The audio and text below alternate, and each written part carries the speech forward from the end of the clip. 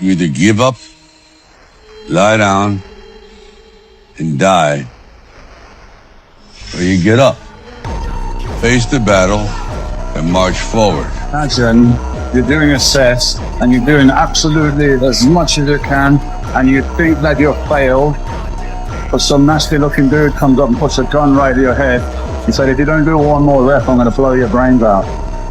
Could you do one more? Have you spoken to this guy? Of course I've spoken to him. I've spoken to him many times, but he does not speak English, so I looked him dead in the eye and I said, "Uva moher," which means you will die in his own language. And have this in 7 or 8 seconds. For this fight, I only trained probably 2 weeks or 3 weeks for this fight. I had to bury my best friend, and I dedicated this fight. I wasn't going to fight. I dedicated this fight to him. Hey, it's a man's game tonight now. You know that. It's a man's game tonight. Here we come. It's a man's game now. Oh, it's on. Oh, it's on, big boy. I think I tortured myself. I lived a very structured lifestyle. My life was structured where I'd still get up at 6 or 7 in the morning and I would train whatever twice a day. I'd be in bed at 9 or 10 o'clock and then the day would start the next day.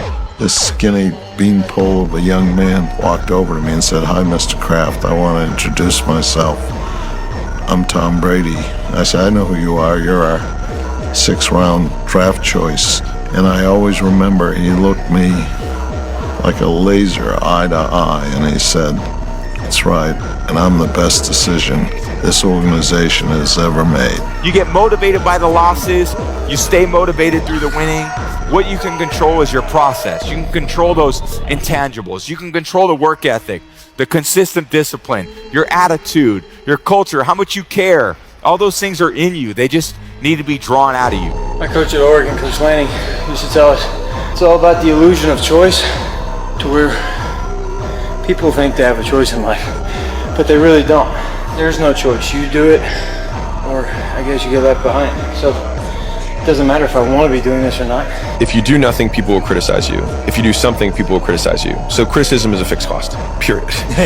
Number 2, it takes about 20 hours to become proficient in just about anything. It just takes people 10 years to get the first 20 hours.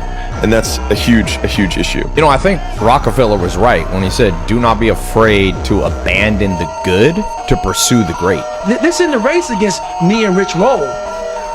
This is a race against David Goggins and David Goggins alone. And once you can silence all that bullshit, all the outside interference and things that are attracting your mind to everything, you can then start to grow in realizing I'm stressed out for no reason. The right way to work is like a lion. As a modern knowledge worker athlete, as an intellectual athlete, you want to function like an athlete, which means you train hard, then you sprint, then you rest, then you reassess, you get your feedback loop, then you train some more, then you sprint again, then you rest, then you reassess. Going to the gym is a search for truth, because you can either lift that bar or you can't. That is true or false. Your strength that you hold in your own human hand is true when you train yourself to become more capable and more deadly. That is a search for truth. Perfectionism is an excuse for not getting shit done. Get it wrong and do it anyway, and then make it better next time. Perfectionist is not a compliment. I don't care how smart you are, but if you can't show up and work your ass off, if you can't be honest, if you can't care, if you can't want to get better, I actually don't want you in my life. This is what I told you. We were the first people to go into the gym. We were taking our phones, watching the videos, I don't know, drills in BJJ, for example. So to take someone's back. And we were drilling that. Wow. The whole day, all the drilling. What you're trying to practice is trying to practice the right habits so you can go in the game and do it in the game. And I know you guys probably think practice is, well, I'm just going to practice until I can get it right. I think practice is you practice it until so much you can't get it wrong. They call it the drive because it takes you somewhere. What are you willing to do to get to your destination? They call it the drive because you're supposed to put your foot on the gas and keep going, right? And on this drive, on this path to this destination, how bad do you want it? How far is this drive? From your house to the grocery store, across the country, around the world? Well, that's up for you to decide. But you gotta keep going. You have to have pride in yourself. There's something about you, whether it's your last name, whether it's just the smallest thing. You have to be proud of yourself. I can't give it to you.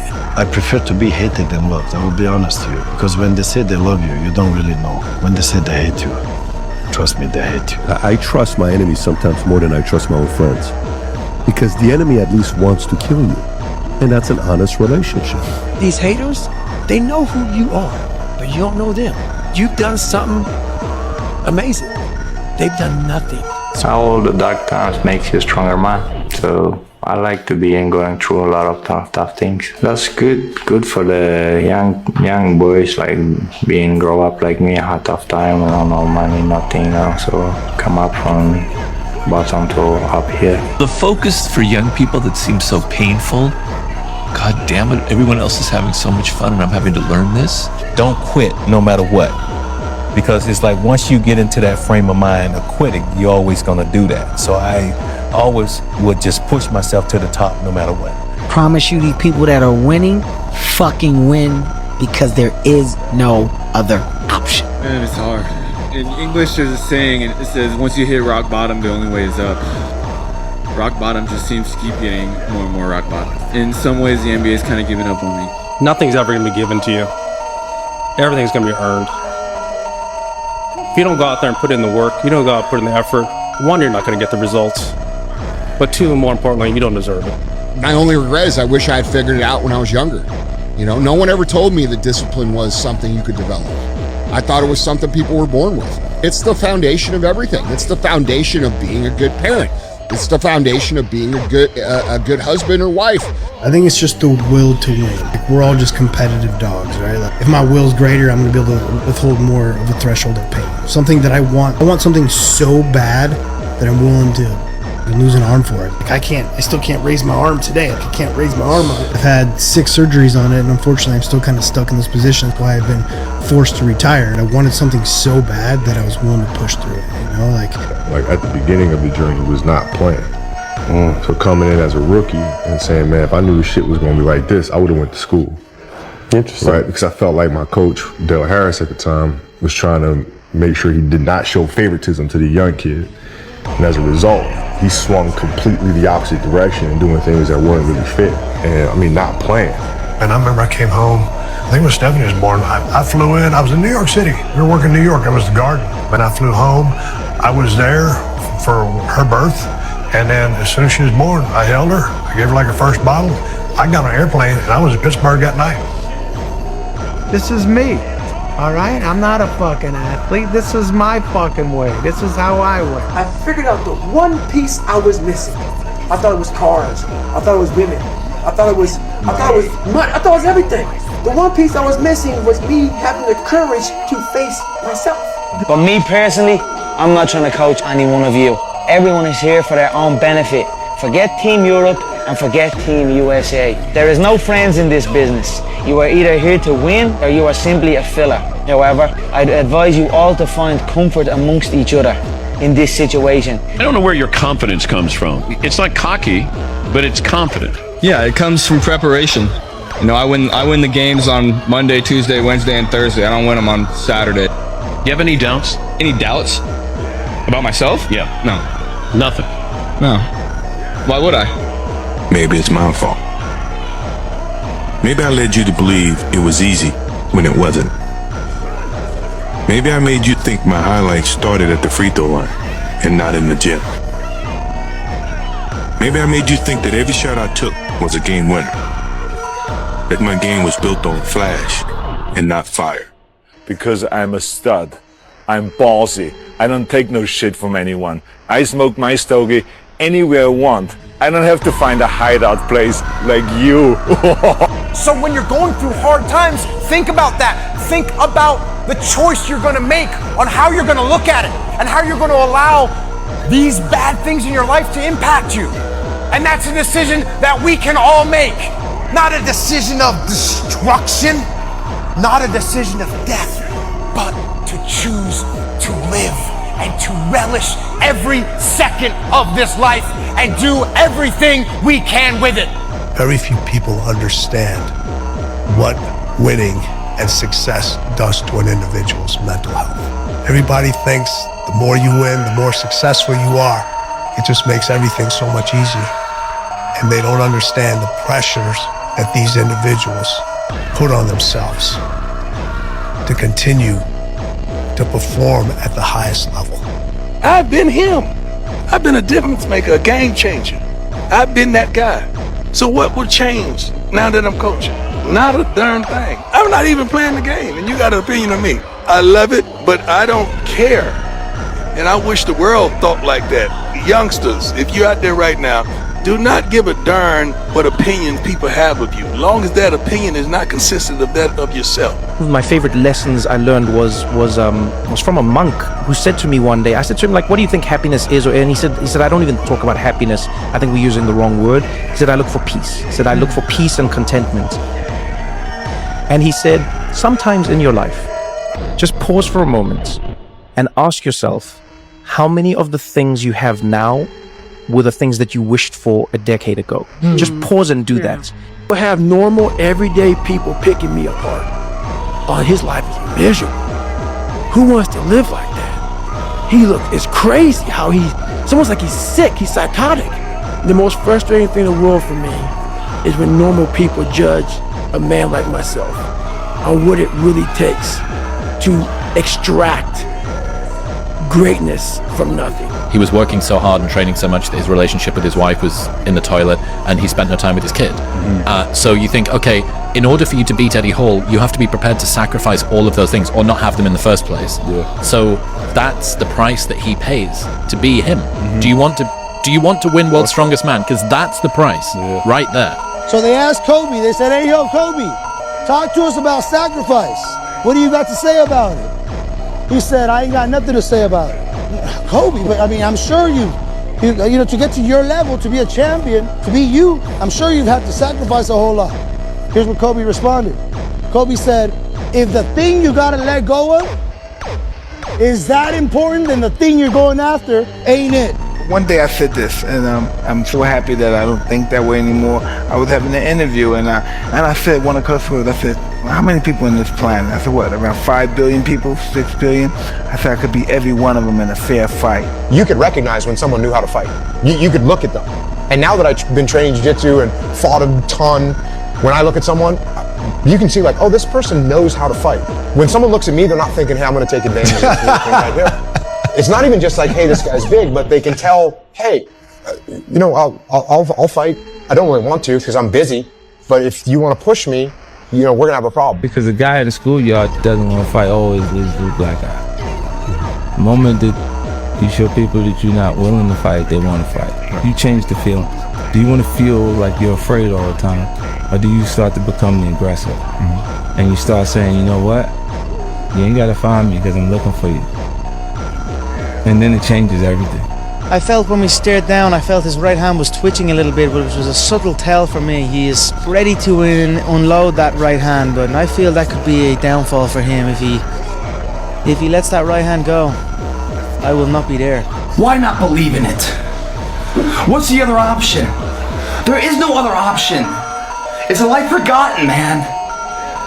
In the acting world, if I go to the audition, I have a fucking chance of getting the part. If I don't go to the audition, I'm out of the game. I know the outcome, nothing. Brother, one of the greatest shifts that you can make is living like there's no backup plan. Because if it's truly what you want, there is no backup plan. You have a choice between your calling or your comfort. You can't serve both.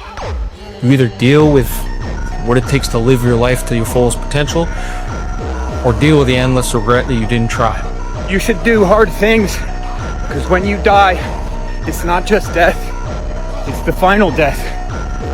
That marathon you want to run, that weight you want to lift, your willingness and your want to do those things might die before you get a chance to do them. So your goal here is to realize that we only have one existence, we only have one opportunity, and you need to ask yourself, what are you going to value at the end of your life? Are you going to value the work that you did? Are you going to value the things that you created? Or are you going to value doing what everybody else expected of you? I want to get back to who I used to be. I want to get back to who I used to be. But it's never about getting back to who you used to be. It's about who you could become. Wow. Because everything that you've gone through, everything that you've done, you're stronger today than you were then. You just got to get your shit together and focus on who you can become, because you're a lot stronger Tomorrow, that version of you is always going to be stronger than the version of you from the past. I've always told my men not to be afraid in combat. When the bullets start flying, they need to man up and dish it back tenfold. How many times have I drilled this into them? Perhaps telling them to be unafraid is unrealistic. We're all human. Fear walks with us in every battle. Yet we cannot allow fear to dictate us, who we are, and how we act. We cannot let it control us. We must master it. Jocko also, he used what we call the indirect approach. Instead of Jocko saying like, you knuckleheads aren't as good as you think you are, combat's harder than you think it is, we're gonna keep pushing the standard even higher, we're gonna do this again. He actually just called us over and he said, hey, do you think we're ready for the worst case scenario on the battlefield? And we like looked at each other and we're like, no man, no, let's do another run. Let's do another run after that. Let's do 3 more runs. And it was us doing it. It was, if we'd have said yes, he would have been cool. Sounds good. Let's go back to the camp. Courage or bravery, I think, is actually what he was talking about. It's an emotion that you can't fake. If you fake bravery when you're terrified, that is bravery. And I kind of feel like motivation is the same thing. If you do the thing when you're feeling unmotivated, that is motivation. That's it. The only people that are really going to talk trash to you or about you are the people that really aren't doing anything. Truly. Like the people that are doing shit with their life, that are building things with their life, they don't have time to, number one. But number two, they also realize that it takes tenacity and balls to do that. I've been in the ring 5 times. I've had 5 MMA fights. And not one time has any MMA fighter ever talked about me losing a fight. But all the dudes who haven't been in the ring do. I feel like I'm getting a little bit more respect than I used to. You know, people aren't making such a joke out of me anymore. And it feels great, you know. You have to understand that you have to look like a fool in the beginning in order to become a master later, and just get over yourself, understand that nobody actually really cares. People are going to hate you regardless whether you're the best person or the worst person in the room. Oh man, I'm good. No, you're not. You have to accept it first before you can go on the journey. A lot of folks never even start the journey, man.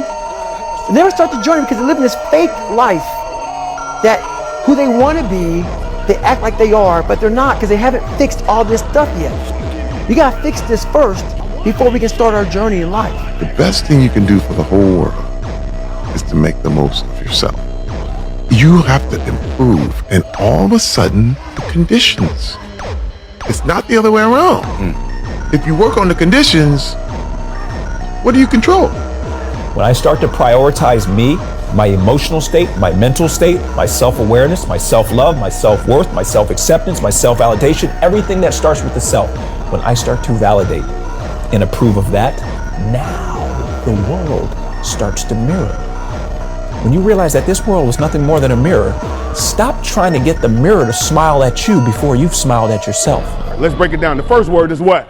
Dirty. You got to get it out the mud. Second word is what? Hard. That harder way, that path. Nobody's going to give me anything. I'm going to face some resistance. I'm going to face some adversity, but I won't give up, give out, or give in. The third word is what? Word. The third word is what?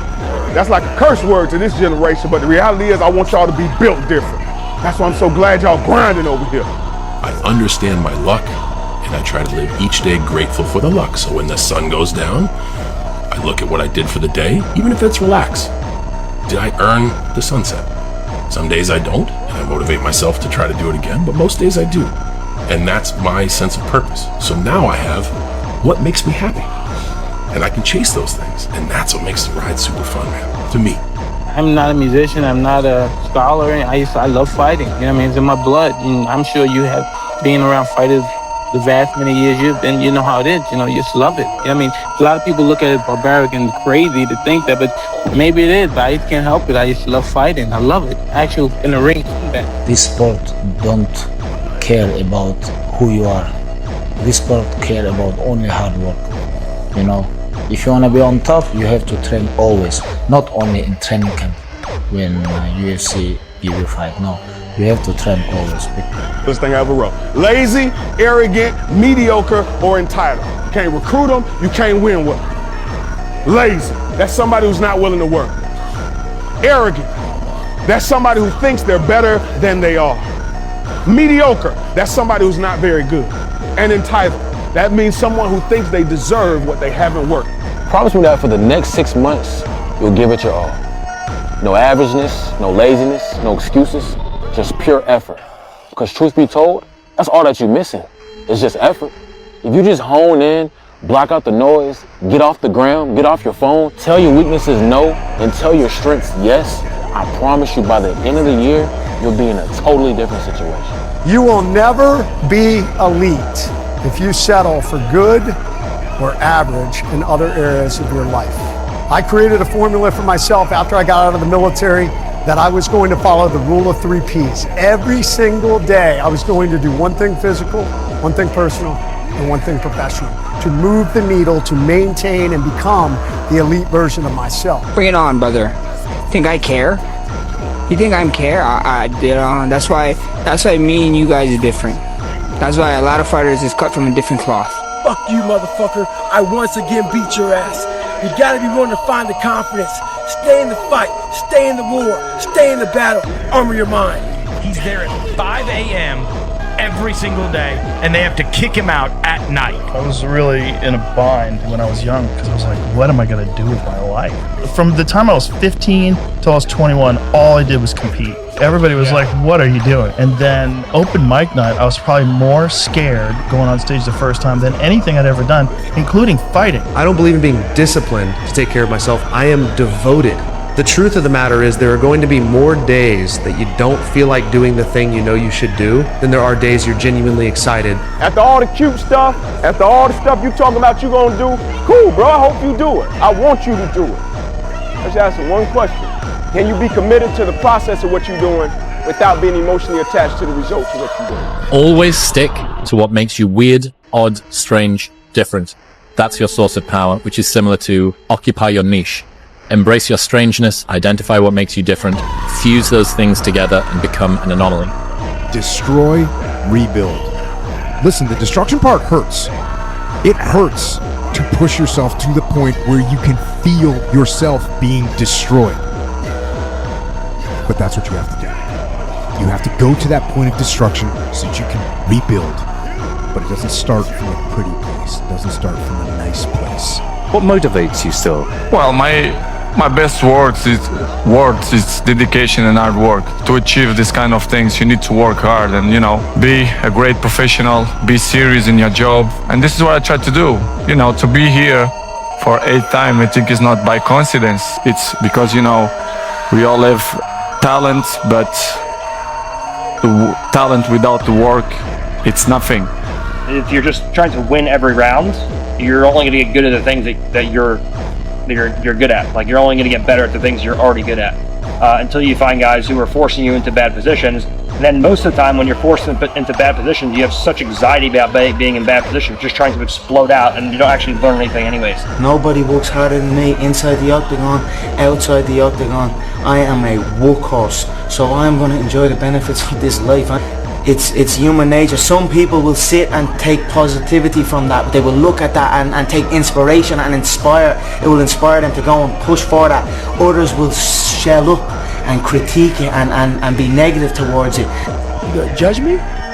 You gonna judge me? What have you done in your life? If you put yourself in the fire and you come out every fucking day like this, brush it off, not scared to go back in there again, come on, man. Your truth is real. You come out every day, man, with a way of talking to people that people don't have, because there's no truth behind it. You can have what you want in 5 years, but there's 2 conditions.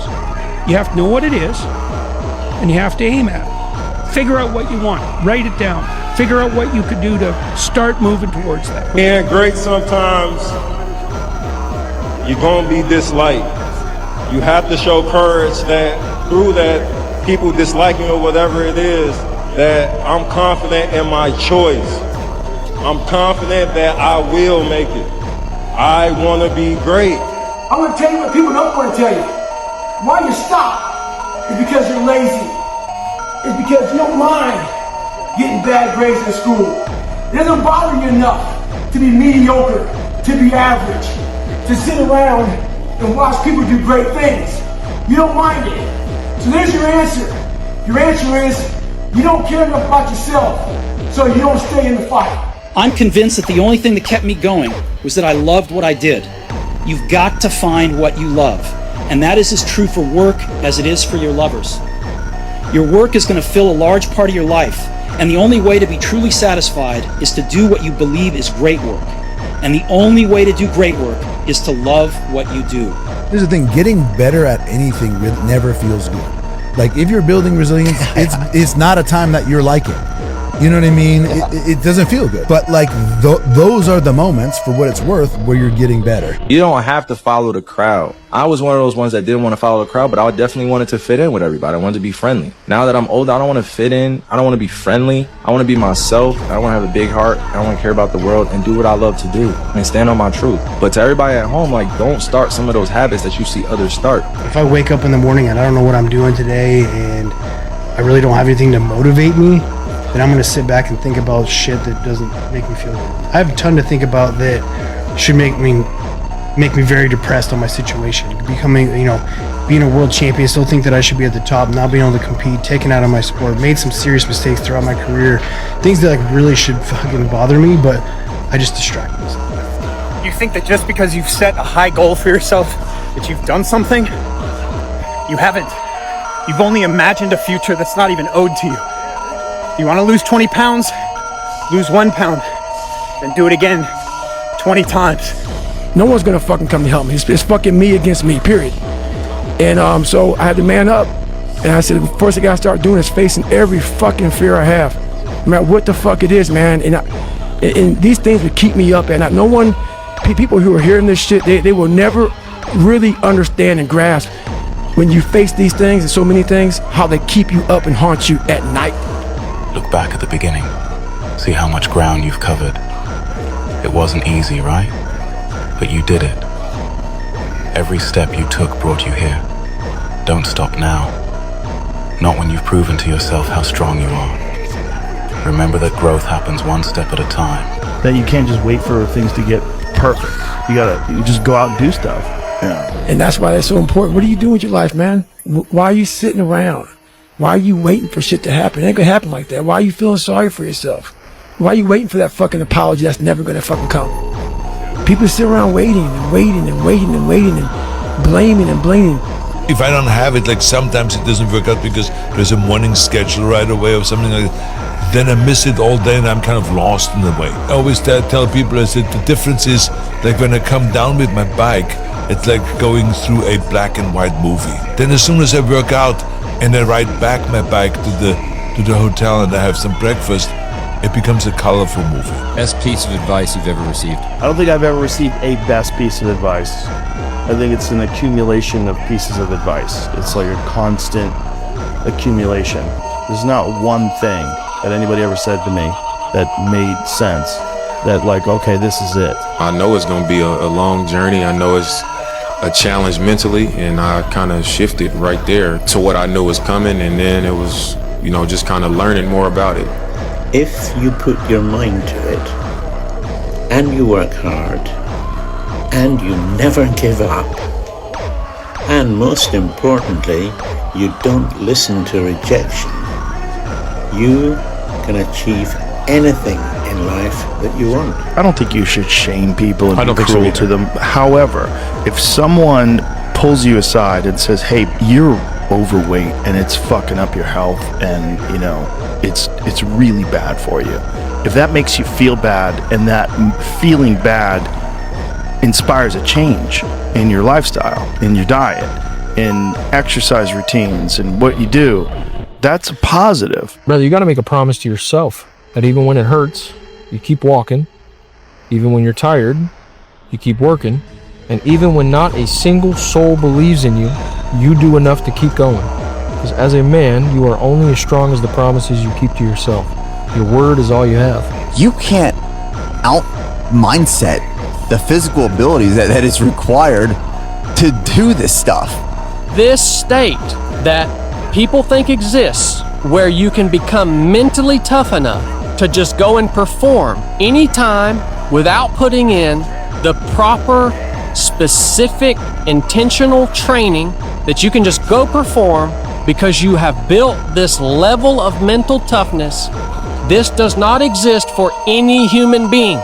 There's no fucking human in the history of the world that's ever achieved anything remarkable that had balance. Balance is the weirdest, dumbest, stupidest thing. People that desire balance are going to be mediocre by the definition of balance. But if you want more, it's going to require you to sometimes go deep in the paint, go work at something. You know what I heard the other day was that no one will ever know the violence it took to become this gentle. That feels like my life, and I know that's Mike's life. If you are intimately familiar with violence and you are capable of violence, the less you have to prove and the less amount of violence you have to do to ever be successful at anything. You know, my family will never know the amount of violence I've done to understand like how soft and gentle I am to them. If I said to you, you're only going to have one car the rest of your life, you could pick any car you want. I don't care what it is. Could be the most expensive car, the cheapest, I don't care, whatever it is. But that's the only car you're ever going to have. I want to bet you would take care of that car. I want to bet you would put the best gas there. You would get it cleaned and washed. That car would be like brand new in 5 years still. Well, that's your body. You only get one body.